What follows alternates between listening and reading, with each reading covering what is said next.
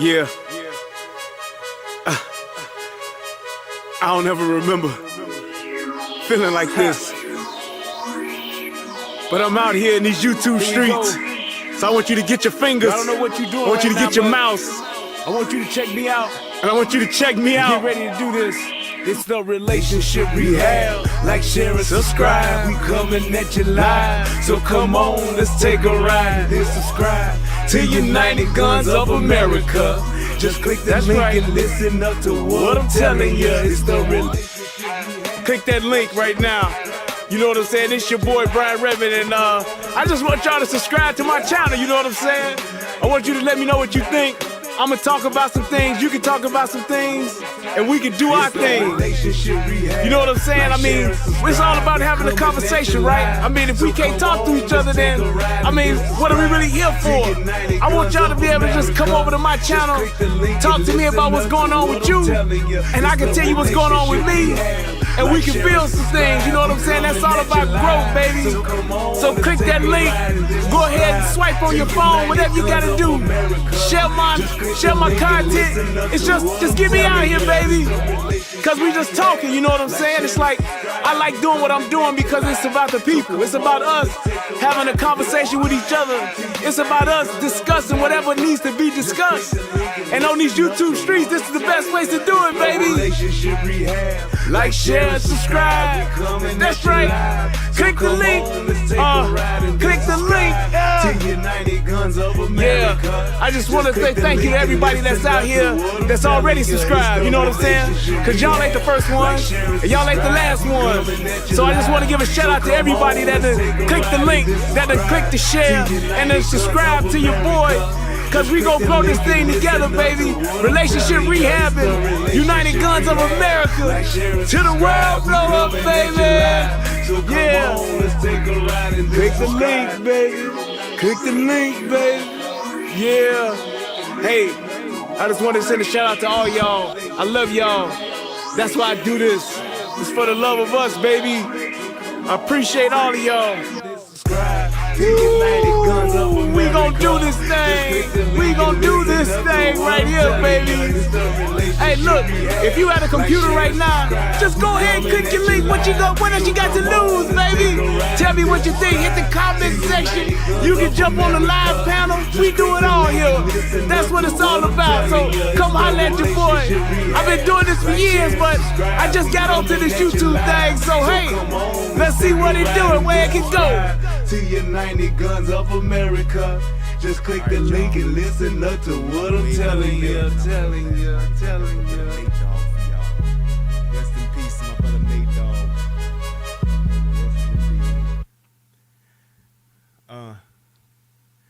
Now I was about 8 when I caught my first case.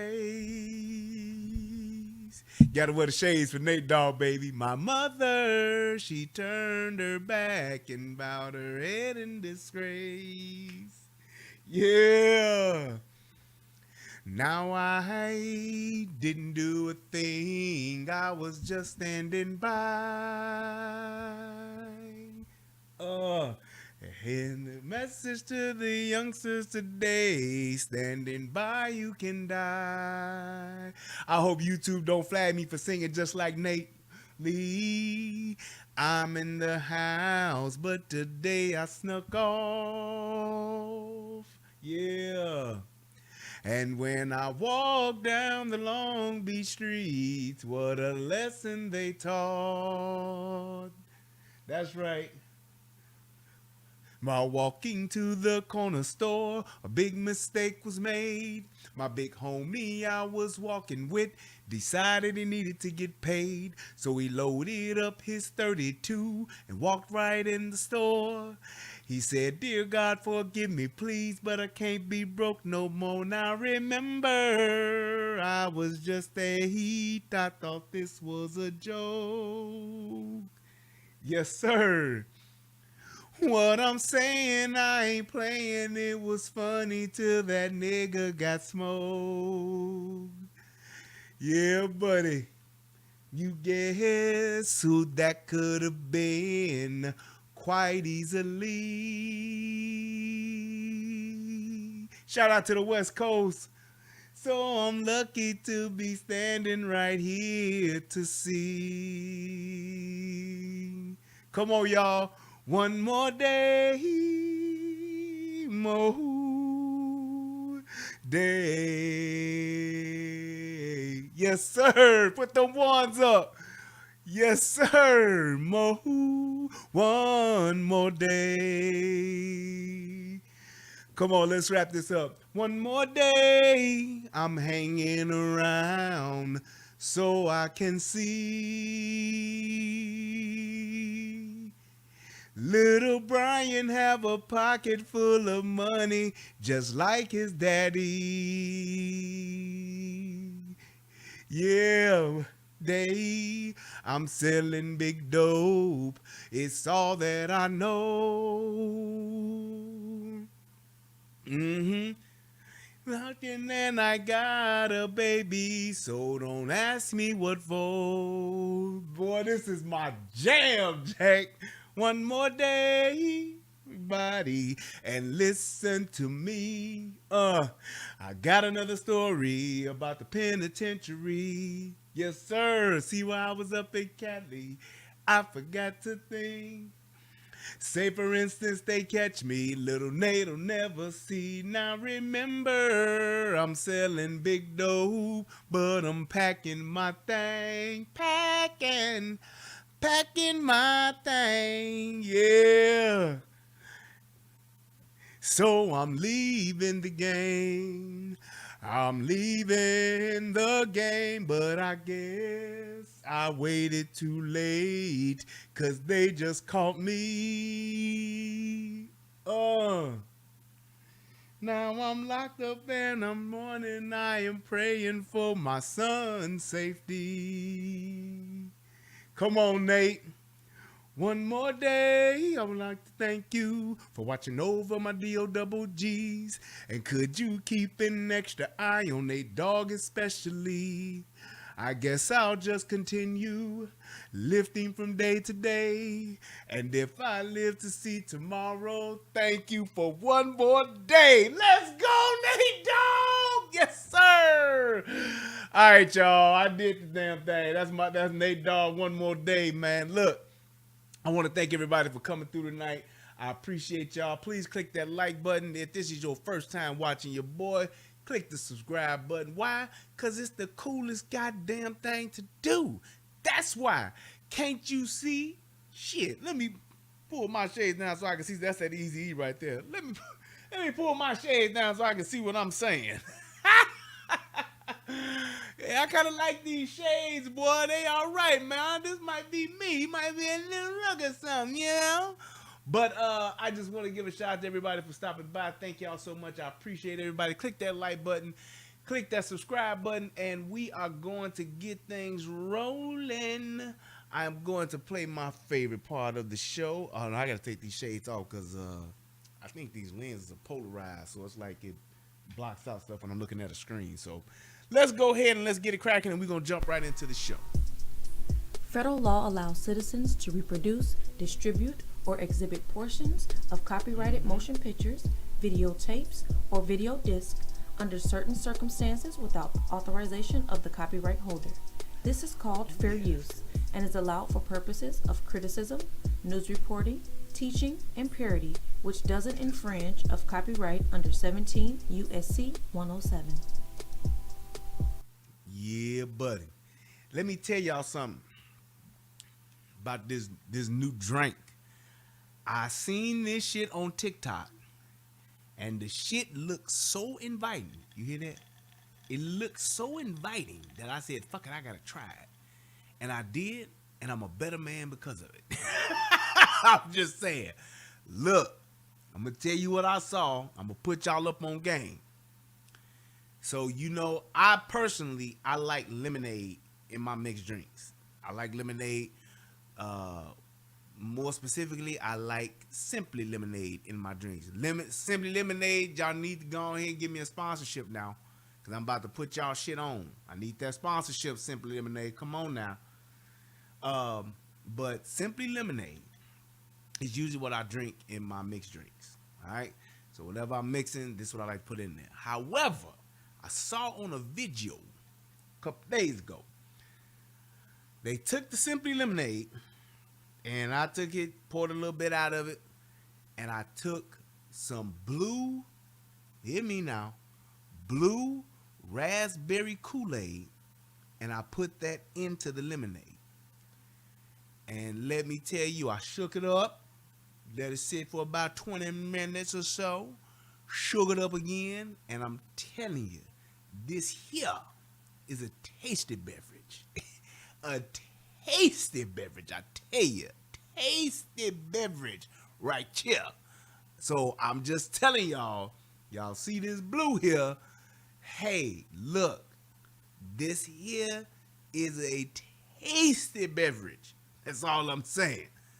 That's all I'm saying. DJ Avalo said, my guy Brian, me and the wife put our Netflix show on pause just to watch your. Hey, man, look here now. Boy, that's what I'm talking about. I appreciate you. Love you for it, baby.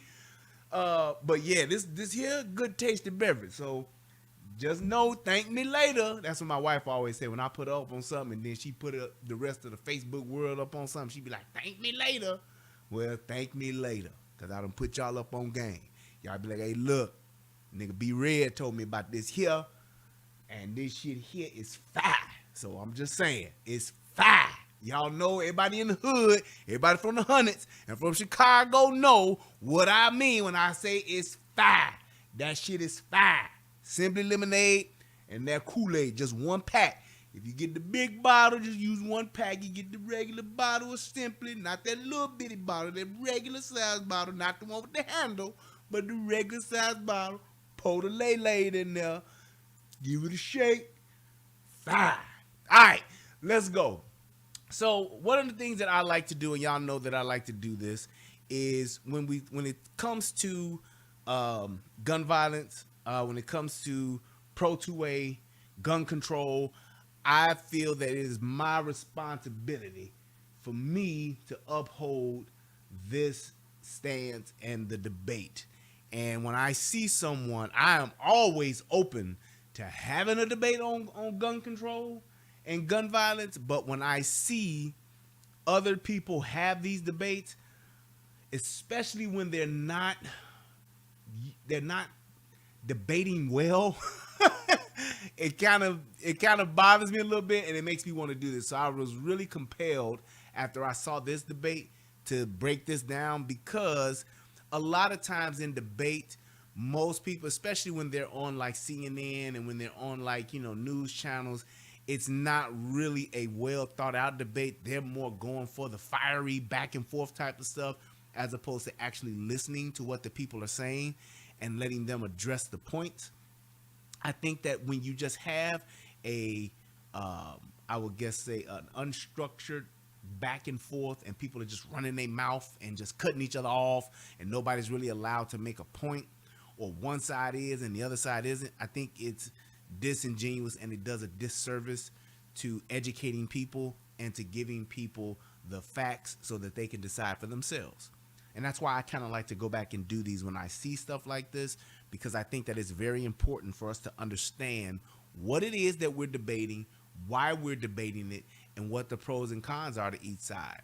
So this is one of the reasons why I love to break these kind of things down, these kinds of debates down, because I think that they really do matter. So without further ado, let's do this. Let's see where we go. It is a rare sighting these days, and we're here to continue that conversation now. The second-year congressman join us, and I should note, you two are friends, despite being on opposite sides of the aisle. Thank you so much for being here for these important discussions. I think people are just craving civility in politics, and to hear civil discussions about the most important topics of the day. One of those topics, of course, guns, as we were just talking about. In this culture of fear, do you both agree there is a gun violence crisis in America? I like the way that she put that. She made that statement of saying in this culture of fear, because I believe that has been one of the biggest problems, is that the liberal left and those that are anti-gun, they have been the main ones supporting that agenda of saying, hey, we want to make everybody afraid about their safety and make it to be where if we didn't have guns, we would be fine. And I say this time and time again, that is the worst approach, and it is the most, it's just so unsupported. I mean, there are no facts supporting it, and it's just a idiotic type of mentality to think that, well, if we didn't have no guns, we wouldn't have this problem. And I mean, we're at a point to where we can never get rid of the guns. We have too many. When it comes to North America, we have so many guns, we can never eliminate them. So that's a moot point to bring that up. It's like saying, well, if we got rid of cars, we wouldn't have this problem. If we was able to get rid of these cars out here, we wouldn't have all these car accidents. We wouldn't have car accidents, we wouldn't have car thefts. That's the same thing. If we got rid of all the shoes, we wouldn't have bunions, we wouldn't have corns, and we wouldn't have people with feet problems. That's the mentality that they're making. If we got rid of all these knives, we wouldn't have these stabbings, we wouldn't be cutting up food, we wouldn't be able to prepare food. It's like that's the mentality that they try to make with guns. To say if we didn't have guns, we would all be so much better. Well, if was a fifth, we'd all be drunk. Because it's too it's something to where it just can't happen. We're not Australia, we're not Venezuela, we're not Germany, we're not Switzerland. There is no country on God's green planet that is like America. America is like the 7-Up of countries. Never has, never will. Never will be another country like America. It is what it is. But, and as far as the way we are and the state of current events, current affairs today, there is a way for us to be safer as Americans. There is. And there's a way for us to actually have some common ground when it comes to safety, pertaining more so specifically to violence, gun violence, whatever the case may be. There is. And the way to that is this. Everybody who wants to should be able to carry guns. Period. No ifs, ands, or buts about it. No restrictions. No, hey, you can't do this. Nope. Unless you have been convicted of a violent offense, felony. A violent felony, in my opinion. You should be able to carry a gun. Just saying. So if I get locked up for theft or grand theft larceny or something like that, it's a felony, but I should still be able to, once I've served my time and I ain't on probation no more, I should be able to, I pay my debt to society, I should then be able to carry a firearm. Is my Second Amendment right? Yes. That's just me. So, let's go. Yes, All right. absolutely. I mean, the evidence speaks for itself. And for those of you who don't know, this guy here, his name is Jamaal Bowman. And the other guy on the right, his name is Byron Donalds. Now, I personally, both of these brothers, hey, seem to be well-spoken young men, well-spoken brothers. However, I believe that, Mr. Jamaal Bowman is a little bit of a race hustler, if you will. Shout out to Thomas Sowell. He's a little bit of a race hustler. And the fact that he is, it's one of those things to where it's like he definitely has branded the anti-gun talking points are literally branded in his brain. They are, you can just see how well ingrained they are, and he sticks to them.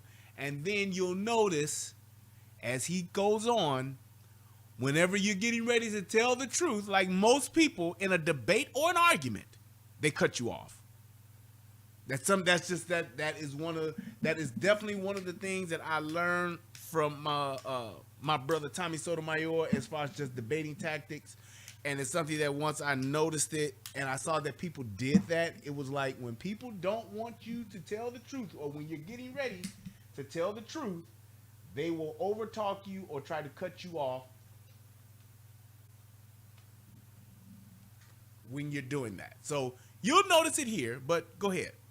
Guns are the #1 killer of children in our country because of the culture of fear mongering that has been facilitated and nurtured mostly by the Republican Party. You have people getting shot, innocent people getting shot in driveways, ringing the wrong doorbell. You have 14-year-olds in my district, and I'm sure not far or within Byron's district, being killed with illegal guns that are trafficked. So now here's the thing. Guns aren't killing people.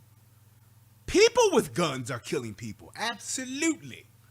But the other thing is that illegal guns, if somebody has an illegal gun, there is no law to get rid of an illegal gun. It's already an illegal gun. So these people that are killing people, shooting people, wounding people with illegal guns, the guns are already illegal. The person who is wielding the gun is wielding the gun illegally. So what other law can you come up with for the person who is carrying an illegal firearm and they are illegally possessing that firearm? There is no other law that you can possess, that you can create to prevent that. So that is what you would call an inevitable criminal. That person's going to commit a crime because he's choosing to not only carry a gun unlawfully, but he's also willing to carry an illegal gun unlawfully. So it is what it is.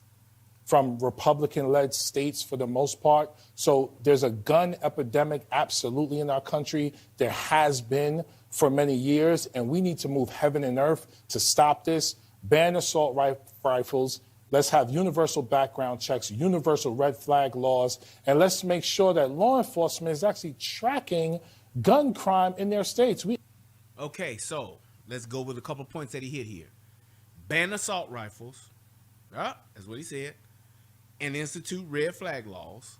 So for those of you who don't know, number one, assault rifles, and he said a registry.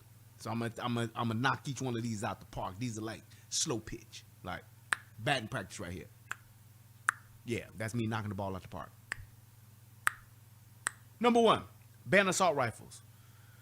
Number one, there's no reason to ban assault rifles. Assault rifles are not the #1 reason why people is not the #1 weapon of choice that people are getting shot with. There are more people dying from, the most people die from is handguns. Part two to that is, as far as the deaths are concerned, the majority of those deaths are by suicide. So banning assault rifles will not resolve gun violence. It just won't. Assault rifles are not the #1 weapon of choice. It's actually like, I think number 3. I think it's handguns, shotguns, then assault, or maybe handgun, assault rifle, then shotgun. But the fact remains, assault rifles are not the #1 weapon of choice in gun violence. The greater majority of gun violence is done with handguns. So he's just saying to ban assault rifles, and I'll tell you why the government and why pro or anti-gun lobby, anti-gun gunners, or whatever you want to call them, they want to ban assault rifles, number one, because it is the number one weapon that if we were ever to have to defend ourselves against a tyrannical government, it is the best weapon of choice. Reason why I know that is because our soldiers use assault rifles. Our soldiers use AR-15s, or they use weapons that are built on the AR-15 platform.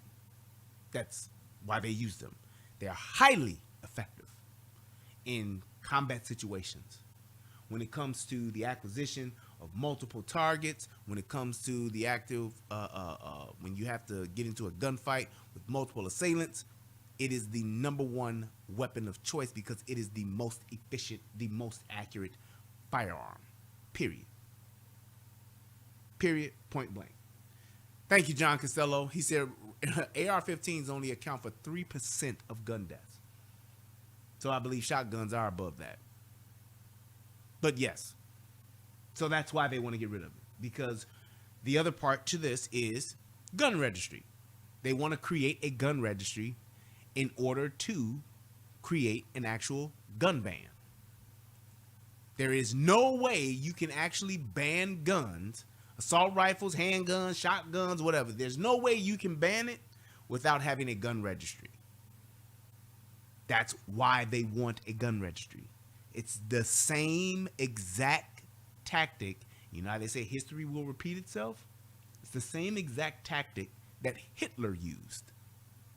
He created a gun registry to find out how many guns everybody had, to find out what guns everybody had, and he turned right back around and went and took all of the guns that everybody had and told everybody we're going to all be safer because of it. And once he disarmed the entire society that he was in, then he was able to control them with the army, aka the SS. Yes. So this is, all of this works together. You know how they say in the Bible, all things work together for the good of them that love the Lord. All these things will work together for the good of them that want to ban weapons. They want to disarm our society, period. So when people make the statement, oh, they're not trying to take your rights, we just want to make sense gun laws. Nope. That's what it is. They're following the playbook that has worked, which makes sense. But that's what they do. Last and not least, red flags. Red flag laws is basically giving anybody, the right to disarm another law-abiding citizen, another fellow American, just because they feel that they shouldn't have guns. So my wife and I get into an argument, or my girlfriend and I get into an argument, my cousin and me get into an argument, my uncle and me get into an argument, somebody, my neighbor, get into an argument, that person then has the right to actually go to the police and basically say, this person, I feel that this person shouldn't have guns because this person might use them, he might hurt me or might hurt themselves. And the police then will have the right and justification to go and confiscate your guns immediately. And then you have to go back and forth to court to try to get your guns back and prove why you should have them. So that's basically saying like this. You parking your car in front of my house. I then go to the police and say, yeah, this person don't drive right. It's something wrong with him. They tied and rubbed up against my curb 4 times. And then the police not only come and take your license, but they take your car, and you got to go to court to get both of them. That's pretty much what this is. So you tell me how that part works, and yeah, we can have a conversation. But I don't see why anybody should have the right to be able to have your right and your property confiscated and taken away, and then you have to go back and forth to court, which is going to incur more cost on your behalf because of what somebody said. You might do, or you said something that they didn't like. Now you have to go and fight for your Second Amendment right and to get your property back for the firearms that you paid for with your hard-earned money. Yeah, right. Just saying. I don't see how that, in any shape, form, or fashion, that works, but... No way, boy. Boy, ain't no way, boy.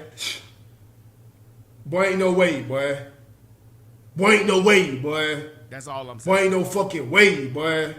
I learned recently, out of 17,000 law enforcement agencies, only 7,000 track firearm crimes in their jurisdictions. The other 10,000 do not. We need to know where the guns are coming from, how they're getting in, and stop them from getting into the places where they're killing black and poor people. Well, first of all, a couple of things. The tragedies we see on TV are horrific. You know, just looking at the footage of the father talking about what happened to his daughter going into the wrong driveway and his grief, that's something that shakes everybody. Two things. One, we do have a criminal justice system that is supposed to hold people accountable when these tragedies occur. That's number one. So the process does have to work. But number two, this is the balance. This is where this comes into play. Americans do have constitutional rights to hold firearms. That is in the Constitution. It is our governing document. And unless members of Congress go through the process of amending our Constitution, that is the law of the land. So I understand the grief that so many families deal with, but you have more than 100 million gun owners in our country. They own guns legally, they own them lawfully, they respect everybody's humanity, and they use them for sport or whatever, and they don't harm other people. And here's my thing to his point. There are way more people in America that own and possess firearms and are doing the right things with them than there are the people that's doing the wrong things with them. Just saying. Why would I then, and this is the mentality of the liberals, the Democrats, they have this mentality of saying, regardless of what the bad people are doing, we're going to first and foremost penalize the good people until we can work our way down to the bad people. Fuck going after the bad people first. We're going to go after the law-abiding people first, and then if we can get those that are breaking the law in between and there, we can get them too. But because there's more people that got guns that are law-abiding citizens, let's take their guns first, then we'll go and we'll get the criminals. That's just the mentality of it. That's just what they do. That's just how things have worked. That's the fact. It's like even when you're talking about, look at, and let's just step away from the guns for a second and just look at the spending that our government has done over the past 3 years, 4 years. This debt ceiling. Who are the people that pay for all of these fucking grandiose ideas, all of these outrageously expensive spending habits that our liberal left has done and come up with? Who pays for it? The middle class.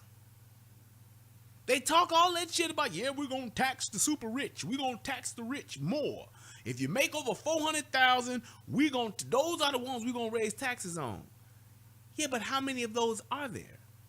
And just like we said, and like I said from the beginning, all that bullshit that Joe Biden was talking about, how ain't no middle class taxes are going to go up, bullshit to the back. My taxes went up.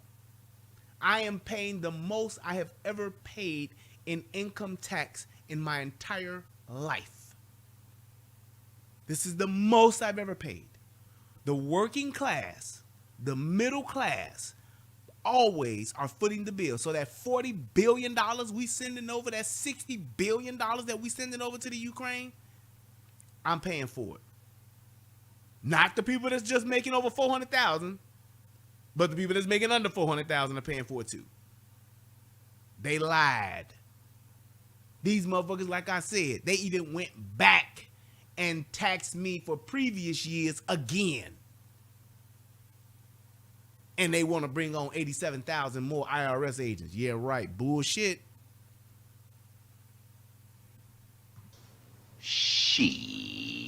Tragedies occur, it is horrific. But we also have to understand that in our country, we have a balance to protect all rights. People's right to live, 100%, but people's right also to bear arms. They are equal rights that have to be protected, and Congress is mandated to do that. Last piece I will say. Last Congress, I know there was a bill that came through the House. House Democrats, my colleague Jamaal Bowman voted for that legislation. I voted against it. It didn't go anywhere in the Senate. In Barack Obama's first term, they had control of all three branches. If you remember, they had 60 votes in the Senate. They could have did everything that Jamaal wanted to do. They didn't do that when Barack Obama was president. Why? Because the data does not support the arguments that we're seeing. The tragedy speaks to everybody. I'm not discounting the tragedy. But when you look at the data, long run, for some of the provisions that he's supporting, the assault weapons ban to be one, the New York Times came out and reported in 2014 it had no effect. The Department of Justice reported it had no effects. The Rand Corporation did a study. They said it had no effects on decreasing the atrocities that we unfortunately do see in America. So first of all, There you go. So, and this is the reality, and I salute Byron for bringing this up, which is just a cold hard fact.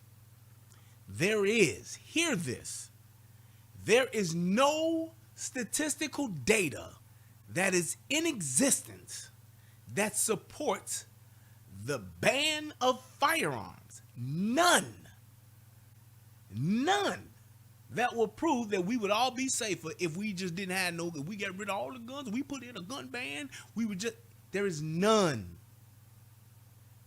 Because criminals don't obey laws, period. So there is no statistical data that would prove that if we did this, we could be okay and we would all be safe and wouldn't have these problems. Never no more again. Yep, I said that. Never no more again. There is no statistical data that proves it. So why would we do it? That's stupid. Like I was saying before, that's like saying let's ban all cars, ban all trucks, so we won't have any more accidents. Right, Wolf Bear said, last time I checked, murder was already illegal. Exactly. And the shit is happening right now as we speak. This type of shit happens every day. It still happens. So you can't, this is just a general rule. You can't ban yourself into anything. You can't. We gonna ban this and ban that, ban, and everything will be all right. Nope. It doesn't work that way. And here's the other thing, and I see a lot of people, especially a lot of politicians, they fail to mention this. The reason why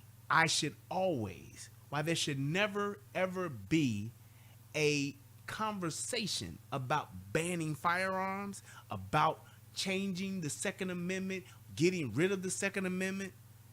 This is the number one reason.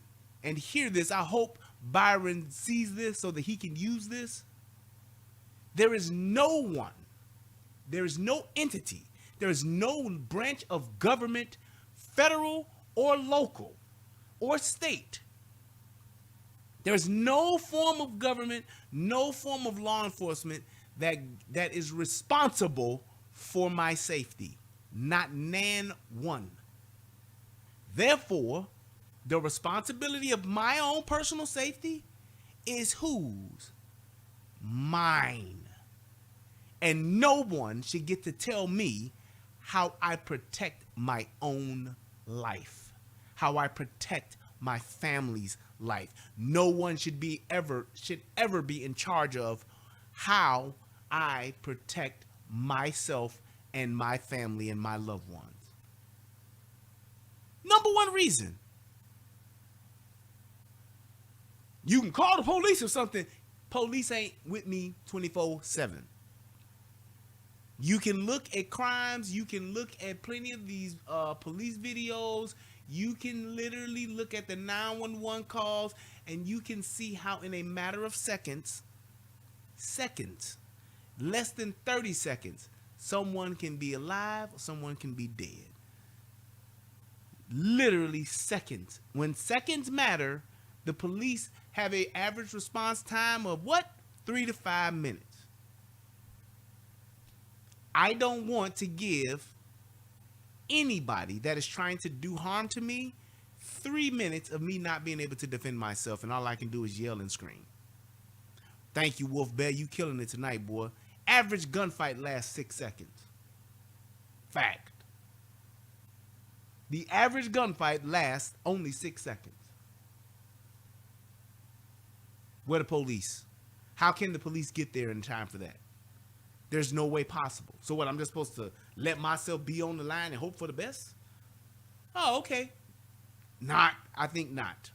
I'm just supposed to let my life hang in the balance for 6 seconds and hope that the police get there in 3 minutes on a good day? Don't let it be a busy night. 3 to 5 minutes? I'm waiting to see if I live or die. No. That's why the police aren't responsible for my own personal safety. Their job and what they're mandated to do is to enforce the law. That's it. If they see someone breaking that law, they are to arrest them and bring them before the judicial system to be prosecuted. That is their job. Not to save me. That's just it. The Second Amendment also reads well regulated. Right now, the guns in this country are not well regulated. So we have assault rifles getting into the hands of 18-year-olds and getting into the hands of people that should not have guns. And they're killing children as young as 6 years old in our nation. I would love to know how many. But here's the other thing. The whole idea in the Constitution and in the Second Amendment about a well-regulated militia has been misinterpreted for years, for decades. They are not saying a well-regulated government. They're not saying that the militia is well-regulated by the government. They are not saying that.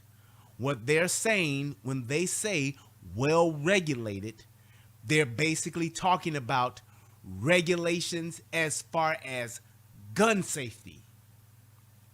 That's what they mean. That interpretation has been misunderstood and has been misconstrued for their own personal benefit for generations. What they meant by well-regulated was basically saying we have regulations to make sure that our militia, because that is you are the militia, that is well regulated by having gun safety, proper maintenance, so that the firearms that you have are not just guns that's laying around. You don't know how to use them. You just got them, and you're not basically knowing certain disciplines like trigger finger discipline, keeping your finger off the trigger. That's the real regulated, what they mean. It's not a thing to where they're saying, yeah, the government should be well regulated. And you know why they said that? Because if they meant for the government to regulate the militia, they would have said it. But you know what they mentioned in that same motherfucking amendment? To go up against a tyrannical government. So they knew exactly what they meant. That's why they mentioned going up against the government versus saying a well-regulated militia by the government. So they're not saying that, yeah, this well-regulated militia means you got a bunch of laws and a bunch of loopholes and a bunch of regulations against. No, they're saying well-regulated, having regulations, having laws, having rules. Basically what regulations is, having rules to make sure that you're practicing proper gun safety, proper gun maintenance, proper gun discipline. So things like be aware of your target and what's beyond it. That's what they mean by regulations. They're saying like anything that you point your gun at, do not point your gun at anything that you are not intending to destroy. That's a rule. That's a regulation. NCAA regulation. That's from power. But that's what they mean by that. It's not saying that they want the government to regulate it, because they turn right back around and say, hey, thank you, John, shall not be infringed. If the government regulates the militia and firearm, that is infringement. Yes. That's why they said it shall not be infringed. That means don't fuck with it in layman's terms. Don't touch it. Don't change it. Don't modify it. Don't make it, we got to make it and adjust it for today's times. That is not what they meant. They did not mean it that way because they would have said it. They created that document, and that document is one of the most well-written documents of our fucking generation, of our time, of all time, I'm sorry. They wrote it that way on purpose. Shall not be infringed. That means you don't fuck with it for no reason whatsoever. You keep this. Just like freedom of speech. Don't fuck with it. And people always want to bring up, well, they say you can't yell, fire in a crowded theater. Yes, you can't. But you shouldn't. But freedom of speech, but it's still in today's world, watch what you say. Because it's being infringed upon. They should have put that in there too, I guess. That is unacceptable. We need to deal with the well-regulated part of the Second Amendment as well as the rest of it. That's number one. Number two, law enforcement at best exists on the back end, responding to a crime after it's committed. We need to do a much better job of being proactive and preventative from leaving people to commit crimes in the first place, which means we have to invest in historically disenfranchised communities. We can't talk about guns and gun violence. So when you look at, when he's saying invest in these communities, I don't like that phrase, because what are you saying invest? Invest what? Because my thing is this. We need to invest our time into our communities. We need to invest our energy into our communities to where we are the ones that are stopping this behavior by doing proactive things like ending, single motherhood. We have statistical data that proves that single motherhood is a bad thing for our children. It is a bad thing then for society, because the children that are raised from single mother households then come back and affect society in a major way. There is statistical data that proves how it impacts the community, how it impacts society on many different levels. Violence, education, safety, all of that. Productive members of society, all of it. Clear data that shows it. You want to stop people from committing crimes? Get fathers back in the home. There's statistical data that proves that. So how about investing in that? How could you invest in that? Start encouraging marriage. Just like how we give all of these good old benefits for single mothers. Just like how these single mothers get all of these free benefits. Well, why not give benefits to married couples?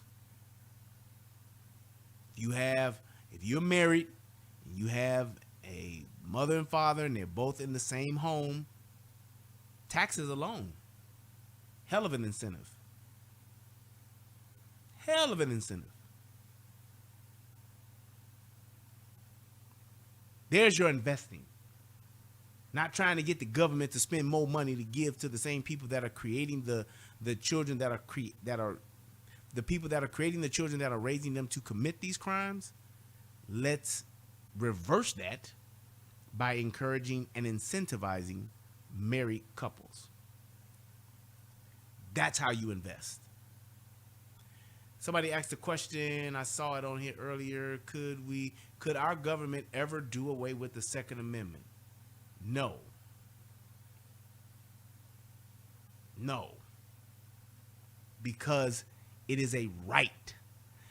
People don't understand the difference between privileges and rights. Privilege, I'll give you an example. Driver's license is a privilege. That's why it can be revoked. No-fly list. Being on a no-fly list means your flight privileges can be revoked. Flying on an airplane is a privilege, not a right. Driving a motor vehicle is a privilege, not a right. However, carrying a firearm, owning a firearm, it is a right, not a privilege. And it should never be treated as such. So that's why we could never do away with the Second Amendment. And it would be stupid to do so. You look at the countries that cannot carry guns and you look at how they are being ran. Ain't nobody on God's green earth freer than America. Look at Canada, they losing theirs day by day. Day by day, they're losing their rights and their abilities to practice the freedoms that they have for generations. That damn Justin Trudeau, just on a whim. Today, ain't nobody carrying no more guns. Next day. Today, can't nobody sell guns. Next day. Today, everybody got to turn in their guns. You know what's going to be the next one? Today, we have a task force of our military that will be knocking on doors, walking in your house, and taking all your guns. That's the latest one. Look at Venezuela. Today, y'all can't have no guns. Next day. If y'all don't get from in front of this Capitol building, we gonna shoot y'all. Next day. Members of Venezuela have been shot and killed by the military because they wouldn't go home while they were peacefully protesting outside because they starving.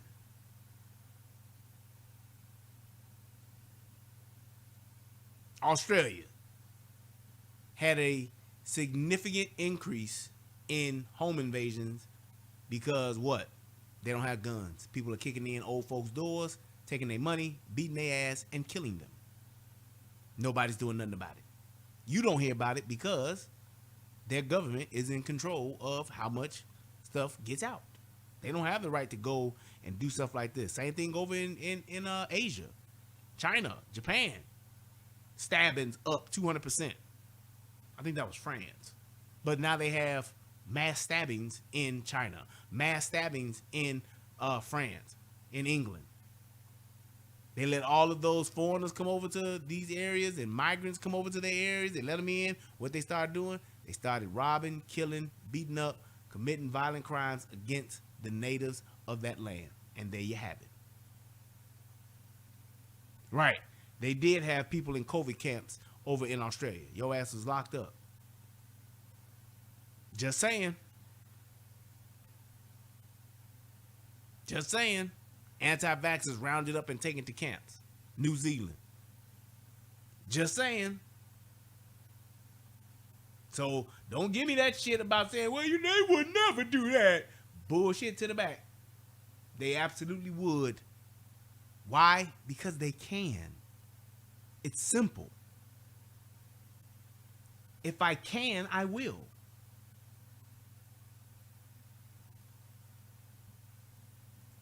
It's nature. It's just. Without talking about poverty, we need to spend as much as necessary to invest in historically disenfranchised communities to end poverty in our country, which deals with the trauma, which deals with the mental health, which deals with the substance abuse. I need to see Republican leadership on this and Democratic leadership on this. Third, after the Sandy Hook shooting, we still could not ban assault weapons in our nation. And to Byron's point, yes, Democrats have to be more aggressive in ensuring that we do what we need to do, not just legislate. Here's the thing. If they got rid of assault rifles or AR-15 style rifles, what would be the difference as a Sandy Hook committed with a AR-15 or Sandy Hook committed with semi-automatic handgun? What would be the difference? That's why I keep saying that it's a moot point. 3% of the deaths that are occurring with rifles, Why would we feel the need to ban something that is affecting 3% of the gun violence? Right. Virginia Tech, handguns. Dylan Ruth, handgun. Why would you feel the need to go after AR-15s if handguns are the biggest one? Because they want to get rid of all of them. It's not just about AR-15s.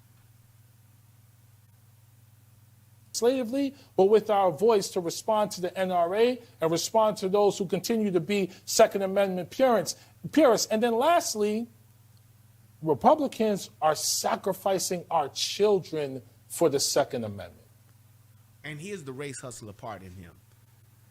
You see how he keeps saying, it's the children, the children, the children, the children. There are more children dying from drugs. There are more children that are dying from sex trafficking. You don't hear them saying, the children, for that, do you? He just keeps harping on that. Is the majority of gun violence done to children? No. But he keeps harping on that. Why? Because that's the race hustling part.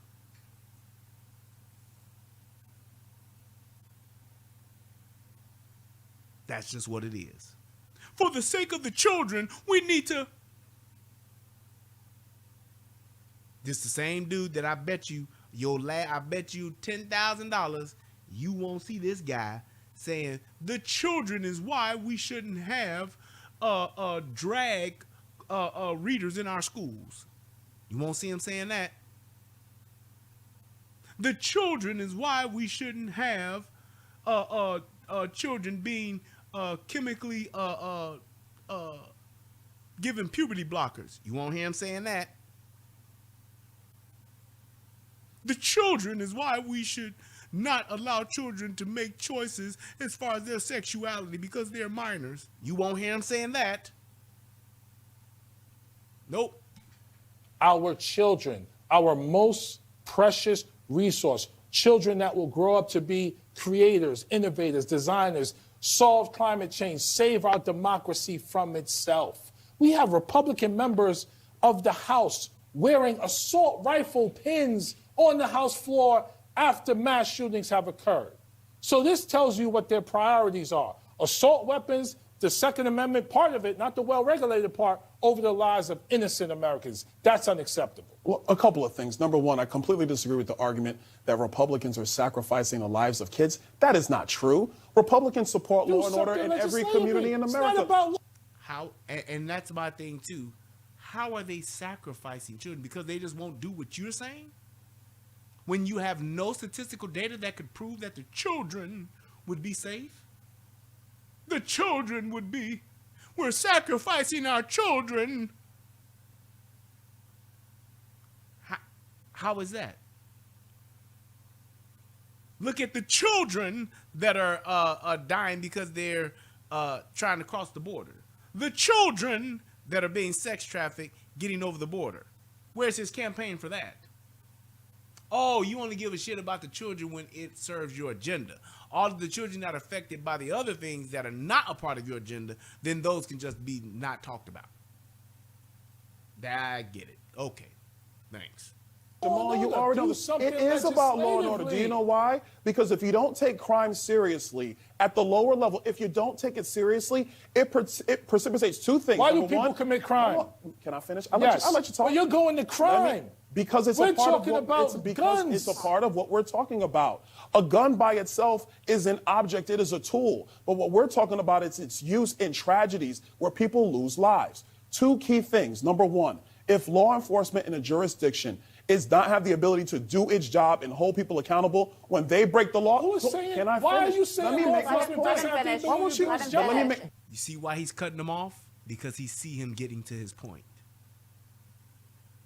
Now you saw when Byron let him talk. Byron let him make not one, not two, but 3 points. He let him make them. Now he's making his points, and what is he doing? He's purposely cutting him off so that what? He can't make his point. He's getting louder than him so that he can't make his point. Why? So he can distract people from hearing what he has to say. He's distracting you from the truth. Classic move by people who literally know you're about to tell the truth. You're about to say something that is true. You're about to debunk their previous statement. That's why they do it. Anybody does. This is just anybody. When you're having a conversation or debate with someone and they do that, they don't want you to speak because what you're getting ready to say is going to destroy or hurt their argument. That's exactly why. So always know that. And you have to call it out and stop it so that you can actually get your point across, because he's going to continue to do it. Well, let me They're make my doing point. their job. We have several jurisdictions where law enforcement is actually prohibited from doing their job. We could talk about various district attorneys in various districts throughout the United States. We could talk about various judges who actually turn down holding people accountable for committing crime. You have police officers in our country who are doing their job. And here's the thing. He's actually responding to the question he asked. Why do people commit crime? Why are people committing crime? Does poverty have an impact on people committing crime? Yes. However, when your judicial system is not holding people accountable, those people that commit crimes, they will commit more crimes if they are not held accountable for the crimes they've already committed. So basically saying, if I go and commit crime A, and then I get caught, and I go to court, and I get probation instead of going to jail, then I will get out, and I will commit another crime. And I get caught, and I get out because I only had to do 30 days. I will commit another crime. Why? Because the penalty for the crime that I'm committing, it is not harsh enough for me to stop committing crime. And therefore, I am more likely to become a habitual criminal as opposed to a person that has been reformed. Because while I'm in jail, y'all ain't doing shit for me, but giving me weights to lift and TV to watch so I can become a better, bigger, stronger, faster criminal. That's it. That's all you're doing. That's all you're doing while I'm in jail. So that's the point he's making. Not learning any skills, not learning any trades. I'm not learning a way to earn a living. I'm just here becoming a better, stronger criminal. They're locking up criminals, but then what happens is the DA or the judge turns them loose on the backside. What you create in that environment is, number one, a citizenry who is thinking, man, if the police can't protect me, then I got to do this on my own. That's why law enforcement is critical to all of this. Byron, we got to continue to do that. But that's one. Now let's talk about the front. That's on the back end. That's the back end. There is no back end. There is no front and back end to this. It is a circle. Aha. Aha. Bing bang. It is not a line. It is a circle. The circle of crime is what they're doing. It's the circle of crime, the circle of crime. It ain't no line, it's a circle. If I commit a crime and I don't get penalized for that crime and I get out, the next opportunity I have to commit a crime, I am more likely to, what do they call that? The recidivism rate, to commit that crime again. Why? Because I've gotten away with it so many times that the one time I've gotten caught outweighs the fact that the fact that I didn't get caught those other times. And once I do get caught, I'm only getting a slap on the wrist. Don't you do that no more. Get on out of here. I keep bringing this up because it's a true fact. There are so many instances where people commit violent crimes, felony crimes, go to jail, get locked up, get out, got court dates, and commit another crime and go to jail. Before they've gone to their first court date, they're back in jail getting another court date for their next crime, for the crime they just committed again. That's a circle. That's not a line. Ain't no front end and back end bullshit. And Bowman should have, Donald should have called that out on Bowman ass. There is no, that's on the back end. That's on the back end. There is no back end, homie. It's a circle. Period.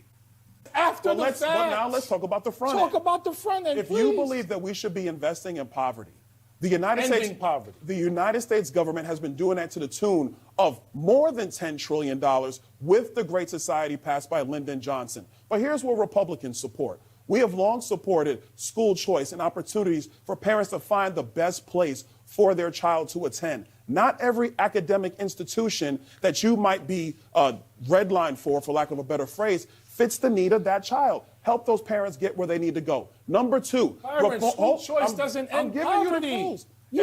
School choice doesn't end poverty. And here's my thing about school choice. Number one, our school system, when it comes to public education, it sucks. And the reason why it sucks is because they don't pay teachers enough and they don't have stricter regulations for teachers to teach. Teachers that teach, I'm sorry teachers if y'all can get offended by this, it is what it is. Teachers should be evaluated, and they should be evaluated to make sure that they are able to do the job of teaching. So therefore, it shouldn't be that once you get your degree, you can go and be a teacher for 30 years. Nope. Every 2 years or every 3 years, you should be reevaluated to make sure that you are teaching at a certain level.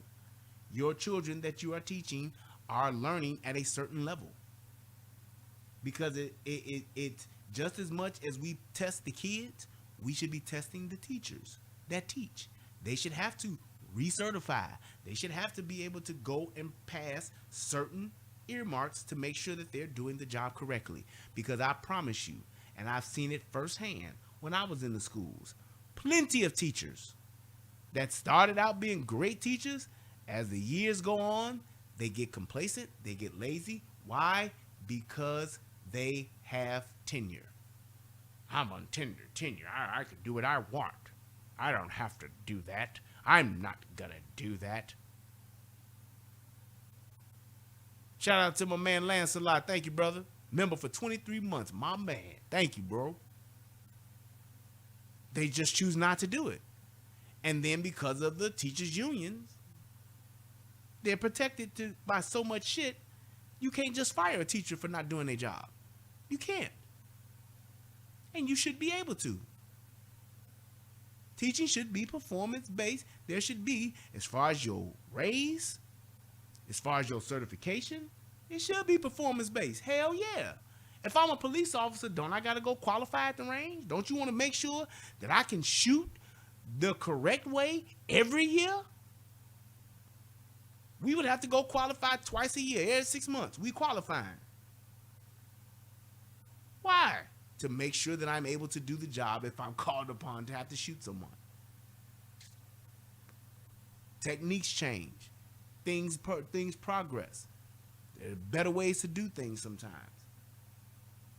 That's where you go, and that's why you need to go to get further training, as opposed to just letting a teacher do what the fuck they want to do for 35 years and then say they were such a great teacher. They taught for 35 years.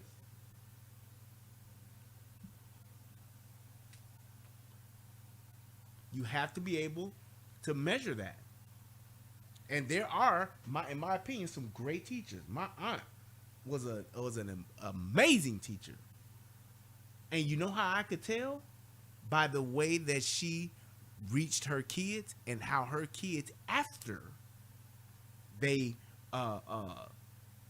passed her class, after they passed her grade, would come back as adults and thank her. She inspired several of her students to become teachers because of how well she taught. So you have plenty of teachers who, in that instance, yes, because of how well they performed, they should have gotten paid a whole lot more. If the kids, you have several years of your kids underperforming, that ain't all about the kids, baby. That's you. Because that impacts society. Actually, I'm over giving the you the place. tools. No, I'm not. You It got- does. Okay, let's because end on school school choice choice. leads to I wanna get- economic opportunity. That doesn't and end economic poverty. opportunity leads to We getting out of we poverty. have an All right. Here's the thing. He's harping on ending poverty and comparing that to gun violence. Dude, that's not going to end. Ending poverty doesn't end gun violence. But here's my thing. You can help poverty. You can help to end homelessness. You can do those kinds of things, but to what extent? And the easy thing to say, by all means, we should just do whatever it takes. That's not reality. Whatever it takes. That's not reality. It's a circle. What happens in the home transfers over into the school, transfers over into society, and so on and so forth. And comes all the way back around to the home. Starts at home. Parents. Not single mothers, but two-parent households. That's where it starts. 100%. Let's hear what Congressman Bowman has We to say have now. an economic system where two of the wealthiest Americans own more wealth than the bottom 50% of the country. Now here's where the socialism comes in, just so you know. We have levels of economic inequality that are worse than the Gilded Age. To truly invest in poverty, you have to reverse the impact of the disproportionate distribution of wealth that happened post-slavery.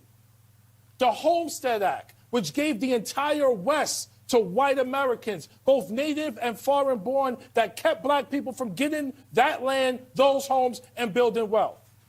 Now I gotta agree with that nigga on that one. Facts. I'm just saying.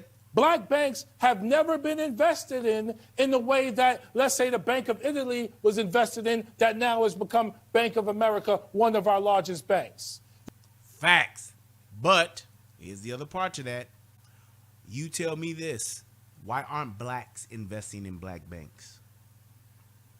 There's never been as many black millionaires and billionaires than today. We have ever amongst black folks, this time in our history, this is the most millionaires and billionaires we have ever had. However, we still don't have investments in black banks.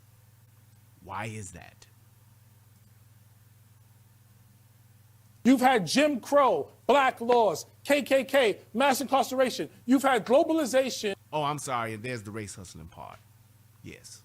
Where we, with the race to the bottom, chasing low-cost labor all over the world, taking industrial jobs out of the black communities. You know what they brought back in? Cops and drugs and the numbers game. You gave us an illegal economy and cops, but never repaired the harm that you have caused, which is why mostly gun trafficking is trafficking in the black and brown communities, and black and brown people are killing each other with it. So when I talk about dealing with the issue of poverty, I'm talking about reparations. And y'all already heard my plan for reparations. I don't think that giving niggas a bunch of money will help repair our what we suffered from slavery. Nope. What I believe is that working class American, black Americans, they should not have to pay taxes. Point blank, period. They should all get, we were supposed to get 40 acres and a mule. Then goddamn it, we should get 40 years of not paying taxes. From the time I'm 20 till I'm 60 or the time I'm 16 or 18 to the time for 40 years from now. Till if I'm 46, I ain't got to pay taxes. Or 56, I ain't got to pay taxes. That's what I'm talking about. I don't have to pay. I get a refund for everything that I paid into FICA. I get it back. Yup. 20 years, 25 years, something like that. I'm flexible. I'm flexible. Repairing the historic harm, investing in schools equitably. Right now, if you live in a wealthy community, you get more money for your school than you live in a poor community. And the poor community is only poor because they were redlined by the United States government via the GI Bill. Now, redlining, in my opinion, was a fact. Fuck what you're talking about. It's a fact. Redlining, to his point, he is right, redlining was absolutely racism at its finest. It was one of the main key factors to disenfranchise black folks.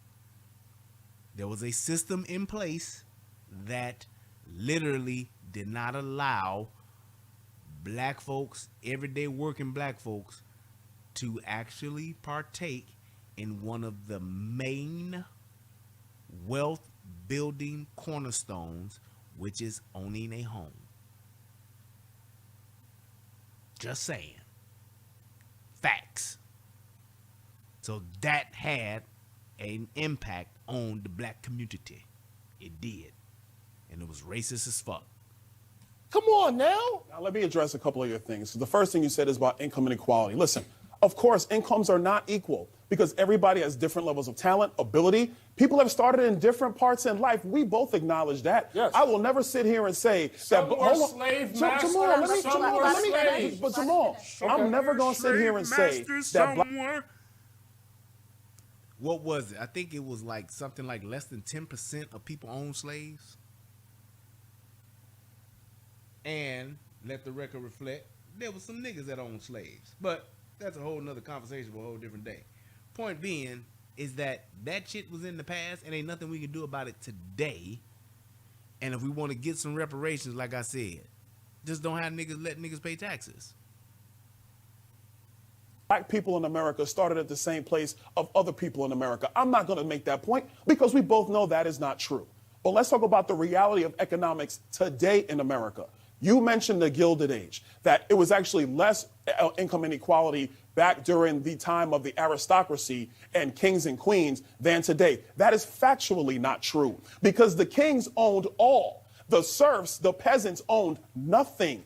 Even in America today, where you have people who have enormous wealth, you have a lot of people on the low end, the bottom end of our socioeconomic spectrum, who have better lives, better conditions, make more money than the serfs ever did during that time. Do you know what unleashed that? Free market capitalism in the West is what unleashed that. Message, he's correct. He's correct. That socialism shit, that shit don't work. It don't work. And here's the other part to this too. One of the things that we have as far as the black community, we have little to no financial acumen. Black folks don't teach financial literacy. We don't teach it. We don't teach it ourselves. We want somebody to show it to us. We want somebody to teach it to us, but we need to teach it ourselves. Just like how they have Greek school, just like they have Jewish school, just like they have Korean school, they need to have nigger school. Or African American school, whatever you want to call it, black school, whatever you want to call it, spook school, I don't care. We need to have our own schools where we're teaching our children those things that are important to us. Hey, our history, our legacy before slavery, goddamn, and we need to be teaching financial literacy, business acumen. Just saying. That's why when we have people like us that get a little bit of money, we don't know what the fuck to do with it because we don't have financial literacy. I being one of them. I wish to God I'd have had more of, if I would have known now, what I know now, as far as just financial literacy, basic financial literacy shit. If I'd have known that 20 years ago, I would be so much further along in life. But I'm going to make sure I teach it to my children. That's number one. Number two, if you're going to get to a situation where black wealth grows, or frankly, people on the lower end of the socioeconomic spectrum's wealth grows, then you have to respect property rights. Because once you let the government say that they have the ability to take from one to give to the other, or to say that, you know what, we're going to go borrow, frankly, more than the $32 trillion we already owe to other people, and we're going to just borrow that and then make future Americans across the board pay that debt, then what you're also saying is there is no respect for individual property, there is no respect for individual assets, there is no respect for the innovation necessary to create all the wealth that's been created in America. I'm not sitting here to say that, oh, it's all fair, it's all good. Life ain't fair. You want fair, go to a carnival, go get you an elephant ear. Life's not fair. I would never say that. But I like that. Life is not fair. It's not about, we just got to have equality across the board. Everything, it's impossible for everything to be equal, and it's impossible for everything to be fair. However, you can always have the ability to have opportunity. When you don't have an opportunity, then that's when you got a real argument. I don't have an opportunity to start a business. I don't have an opportunity to get a job. I don't have an opportunity to get an education. Then you have a great point. But trying to be fair, it's not possible. what I say is, and what I advocate for, is that our economic system, by far, is the most fair because it gives people like ourselves an ability to change where we came from, which we both did, to where we are now. There are people, colleagues of mine, friends of mine from high school, they've achieved more than me, they've achieved less than me. This is the way life is in America. And what we got to be honest about and be direct to the American people is that if you actually take education, family creation, choices in life, college debt's one, we could talk about that too, and all those various things, you bring them together in our fabric of an economic engine that actually grows and doesn't stagnate, that's the pathway towards success. So please explain to me why, let's stay with the racial issue for a second. Sure, go ahead. It is. Black people have worse education outcomes, worse economic outcomes, worse healthcare outcomes, and a shorter lifespan. And I can tell you this, the numbers and statistics show it's because black folks are number one in single parent households. They are number one in not getting married. They're number one in committing violent crimes, and it all comes back down to families that the Democrats promote. They incentivize single motherhood more than anybody else. So wouldn't that in turn make them the real racists? Do you think that's genetic? Well, the first I would say is do you think that's genetic? Do you think? No, actually, do you think we still have this level of racial wealth inequality in America because of genetics? No, I don't. You don't. Hold on, I'm not finished. Go ahead. I would argue. I actually think black people, we're talented. We can do it all. Listen, but that's me. There's no question about that. That's why you and I are here. We are examples of that, right? My point is, we are anomalies. We are outliers to our people writ large, and we see disproportionate harm to our people that has to be addressed. Now, in terms of present day, I mentioned the wealth inequality. We still have a regressive tax code when it comes to the wealthiest Americans. I would argue that the wealthiest Americans are not contributing their fair share to our government. Well, wait. Now, let me finish. I would also argue go ahead. that large corporations do not contribute their fair share to our democracy. And as a result of that, the government is not generating the revenue that it would need to reinvest in universal child care, which is absolutely necessary for a thriving society, paid leave, which we're the only developed nation that doesn't have paid leave. I agree with him with paid leave. I do. But there's a cost to everything. And this is the thing that that a lot of people that are that use these talking points, they just totally negate that. There's a cost to everything. Now, could you say that there are companies that could pay more in taxes? You could. But then now you're talking about saying how much more? How much more does it take?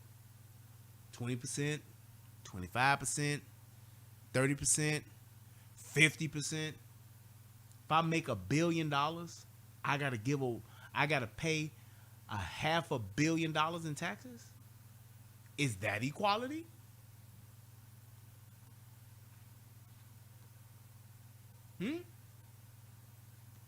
Just think, if you won the lottery and you won $10 million,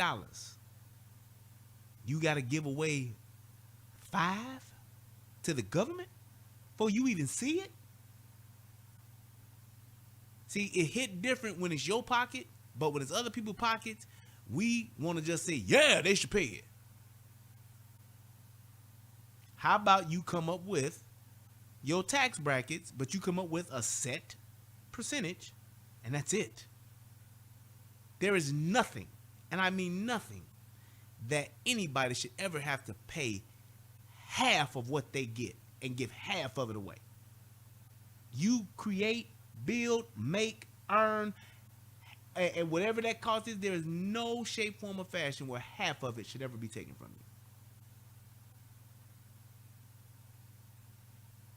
30% taken from you. I think it's too much. If I make $1 million, I should not have to give up $300,000. I'm sorry. Fuck that. Maybe 10%, 20%. Yup.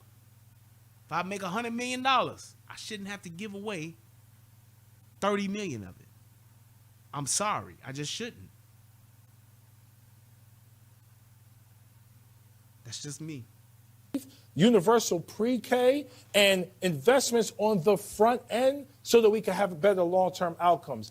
Because of historical trauma in certain communities, those communities, and because of consistent, persistent political harm that comes from the policies we are not enacting in Congress, certain groups of people are not moving forward. And the last thing I'll say is this. We have been trying and pushing President Biden to pass transformational legislation to address some of these issues. I want to name a few. The Chips and Science Act, bipartisan piece of legislation passed by the president. The Inflation Reduction Act, passed by the president. The bipartisan infrastructure bill, passed by the president. The Safer Communities Act, passed by the president, which was also bipartisan. Between the IRA and the Chips and Science Act, we already see money just started going out the door. $200 billion. Created 82,000 jobs, 75% to Republican jurisdictions. So just transitioning to the kind of leadership we need from the executive, the president has done some good things, but obviously we have to push him to do much more. And we need Republicans and Democrats on the same page to take our country to the place it's never been. Old arguments are not going to suffice. All right. Really quickly, and then we're going to come back and finish the discussion. Ooh, really quickly. He's got a lot in there. I know, but then you can do the other. You can do it after the break. But go ahead. And that's your fault, Byron. You let him just go off several times when you should have jumped in there. I don't know why he did that, but that's your bad, dog. When you already saw what the rules was and how they was playing, you should have adjusted. But go ahead. Go ahead. Let me tackle one thing, and we'll come back to the other stuff. If you're talking about the ability for kids on the lower end of the socioeconomic spectrum to learn, they have every capability to do that. But what do most kids who are poor in America realize? They're in an educational system where A, they don't have the resources to them. B, some of the standards have been lowered because That's not true. Oh, yes, it is true. I worked in education for 20 years. No. I've seen the data. My mother worked in education That's not too. true. I've seen the data. I've seen the facts. It's not true. Standards have been lowered in mathematics and in reading. Not true. To just say, oh, well, there's not. We have a common core We have standards cities. that's We across have the nation. cities that have done this. We have common core. cities that have done this. I'll let you talk. Come on, let me talk. Yes, go ahead. His turn. So if you're not going to have an adequate standard for kids to rise and meet, how do you expect them to go ahead and thrive? Meritocracy. He's right. That whole no child left behind, you just passing kids on because you tired of them, don't want them in your class no more. There it is. That's one thing. That's just one thing. when we let them kids come home and didn't have their ass go to school because of the pandemic, there it is. So that's why I advocate for we should actually have many opportunities. When you have single mother homes, single parent homes, and the mothers are out at work or with their niggas or with their guys on the cock carousel, and them kids are at home by themselves and ain't turning in their homework, ain't getting their homework checked because the mamas can't even check the homework because they don't know shit either because they welfare queens, there it is. For kids to go find the academic outfit that they need for their success, because their brilliance is unmatched, but it's got to be unleashed. And unfortunately, whether, between a lot of things going on at home and things going on in the public school system, it's not being unleashed. Okay, pause right there. I'll pause. I'll let you finish at the other side of this break because you're right, you do deserve more time. I'm trying to be fair here and equitable. And thank you both for bringing the fire and the civility. We're going to continue this conversation up next inside the 2024 race as we get new insight into Biden's re-election plans. So tell us, why did you choose Trump over DeSantis? Well, hold on. I'm going to come back to that in a moment. We got to address some things, America. Okay. Our tax code is one of the most progressive in the world. It is not regressive. The top 1% pays 20% of the entire federal income tax bill. The top 40%, pays over 60%. The top 90% pay everything. The top 50% pay everything. The top 10% got it wrong. The top 10 pay 90% of everything. Okay? It is by far one of the most progressive in the world. I think what you're referring to is dealing with FICA and payroll taxes, which everybody pays because everybody does pay into Social Security and Medicare. We got to understand that. Step number 2, we raised more revenue in the United States under the Tax Cut and Jobs Act. Some people refer to as the Trump tax cuts. We raised more revenue than at any point in American history, $4.5 trillion. We've never raised that kind of money in the United States. So we raise tax revenue all over the place. Corporations are paying. Rich people are paying. Upper middle class people are paying. Middle class people are paying. And trust me, they're paying. And here's the thing. That's where you're really talking about, like, where the actual money is coming in. But the biggest problem that we have is that we're not watching and we are not governing as the American citizens. We are not holding these politicians accountable to where the money is being spent. You talking about investing in these poor communities? Well, how about we not send $20 million over to Pakistan for transgender research? You talking about investing in our communities? Well, how about we not send $40 billion over to the Ukraine because they need it?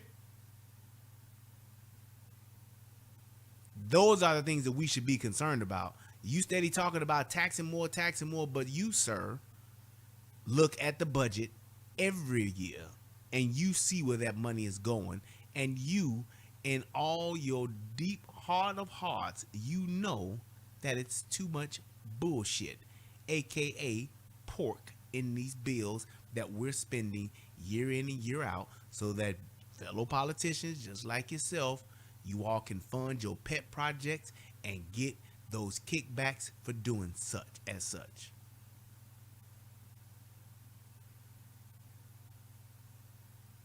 Just saying. I don't know about Vanguard and BlackRock, John, so I won't speak on that, but I'm just saying, we spend billions of dollars on pet projects that politicians have that do not serve the greater majority of society. So you're talking about paying teachers more.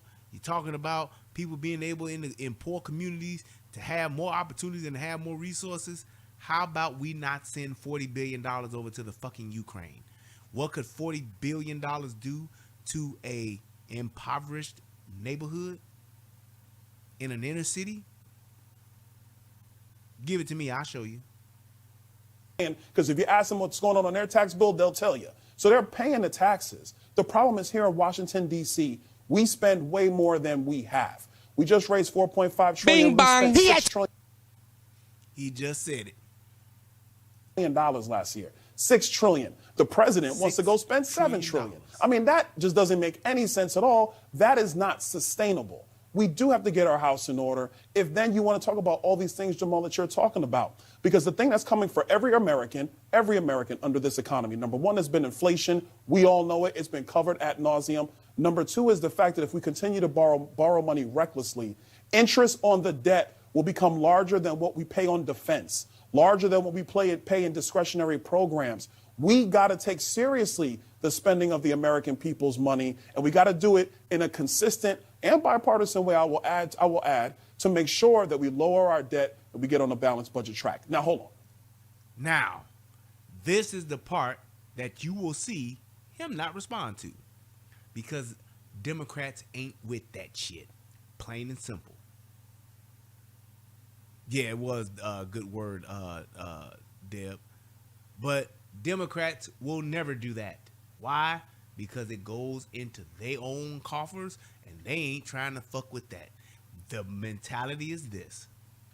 As these Democrats will tell you, and these Republicans too, in a lot of instances, I would rather charge the American people more money than to give up the money that's been allocated for my stuff, my budget money. I'd rather get more money from the American people than to give up my budgeted money for that I've already gotten from the American people. And that's just the reality of it. They would rather tax us more and take more from us than they would to say, well, maybe we don't need to send $40 fucking billion over to the Ukraine. They won't do it. Now to the other question. Okay, here we go. So here's the deal. Yes, I have endorsed President Trump. Looking at the world right now, we are on the precipice, frankly, of World War III in a lot of cases. Russia is heavily involved in Ukraine. China is negotiating with Brazil and other countries around the United States dollar. They're becoming way more aggressive with Taiwan. And in short, they're doing this because they see weakness with the current commander-in-chief, one Joe Biden. My view on the presidential primaries amongst Republicans is that our nominees got to hit the ground running on day one and be able to say to the world, look, American leadership is back. We're not going to have countries and their sovereignties be taken advantage of. We want to actually have global security and global trade and, frankly, global harmony. And here's my thing, and I'll say this, and we can pretty much wrap it up because they ain't talking about guns and shit no more. But I'll say this. For those of you, when you look at pretty much what your life is like today and what your life was like 4 years ago, you can't tell me that you're better off. Okay? Fact. Trump is the most qualified presidential candidate out of all the presidential candidates right now today, Joe Biden included, as far as righting the ship. He's been there. He was in there during one of the toughest times ever in America, during the good old-fashioned pandemic. He is the most qualified to navigate the waters. He has the respect, he has the gravitas, he has the command, and he has the negotiating abilities to get this country back on track, period. Say what you say what you want to say, talk all that bullshit you want to talk. There is nobody more qualified than him today to get this country back on track the fastest way possible. On a internal country perspective and on a global perspective. There is nobody. He is, and that's why I keep calling him the Dark Knight. He's the hero we deserve. With all of the fuck shit that's going on in D.C., he is the hero that we deserve. Period. I remember Hillary Clinton once said in a debate in 2016 that if Donald Trump became president of the United States, we would be on the precipice of World War III. Well, that never happened. As a matter of fact, the world got a lot safer. If anybody's got us on the precipice, it's Joe Biden. So if you ask me a decision between Donald Trump and Ron DeSantis. Y'all do know that Donald Trump is the only president that did not go to war. Just saying. What I'm looking for is somebody who can come in day one and get America back on track. Donald Trump has done it once. He can do it again. And I would ask all Americans. Y'all do know Donald Trump was the one that had the border was the safest and securest it's ever been. Just saying. Walls work. Period. Walls work. Period. You have President Trump, you have President Biden. They both done the job. The question is, who did it better? I'm going to let We you know. And that's all black folks and Americans alike should be looking at. Fuck all how somebody make you feel. Fuck how smooth somebody is. Fuck how cool somebody is. Fuck if they racist or not. Who has run the country better? How did, when it comes to just us as black folks and when it comes to us as Americans, we thrived better and was thriving with Donald Trump. Say what you want to say, talk all the shit you want to talk. You may not like him, but your president ain't here and your politicians ain't here for you to like. They are here to govern. That's it. They're not here to make you feel good. They ain't no, we need to get this whole what do they call it in the preacher realm, this whole prosperity preaching mentality. We've transferred that over to our politicians. We want them to make us feel good. And if they don't make us feel good, we ain't voting for them. Well, that's just flat out fucking stupid. And we need to stop that part.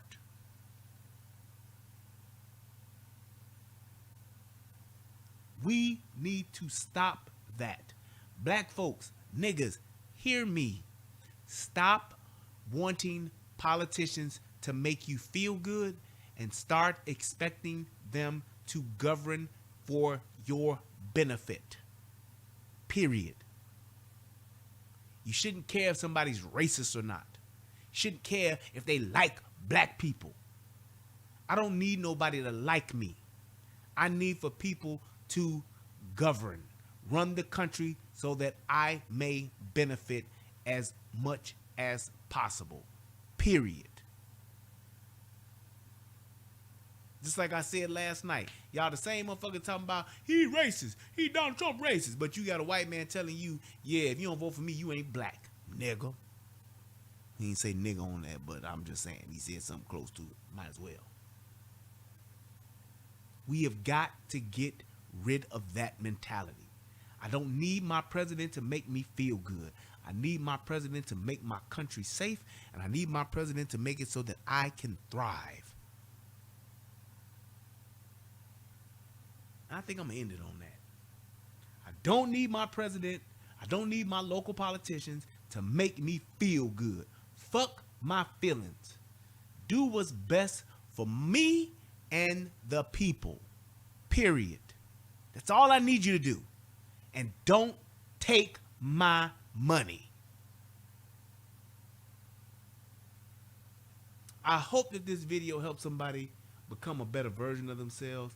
I hope that we as black folks start waking up and looking at politics differently. I really do hope so. I really, honest and truly hope so. We have got to get out of this mentality.